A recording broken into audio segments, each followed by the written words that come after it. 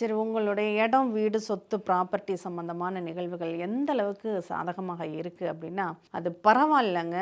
ரொம்ப சூப்பர் அப்படின்னு சொல்கிறதுக்கு இல்லை, மீடியமாக தான் இருக்குது. இடம் வாங்கணுன்னா நார்மலாக வாங்கலாம். இருக்கிற இடத்த கொஞ்சம் ஆல்ட்ரேஷன் பண்ணிக்கிறது, இருக்கிறதையே கொஞ்சம் அதை ரெடி பண்ணிக்கிறது நல்லது. புதுசாக பண்ணணும் அப்படின்னு நினைக்க வேண்டாம். புதுசாக பண்ணணும்னு நினச்சிங்கனாவே அங்கே ஏதாவது ஒரு சிக்கல்கள், பிரச்சனைகள் அப்படிங்கிறது வரும் அப்படிங்கிறதையும் மனசில் வச்சுக்கோங்க. குலதெய்வத்தினுடைய அனுகிரகம் பரவாயில்ல. குலதெய்வத்தை அடிக்கடி நினச்சிக்கணும். குலதெய்வத்தினுடைய பேரையாவது சொல்லணும். குலதெய்வ கோயிலுக்கு போயிட்டு வரணும்.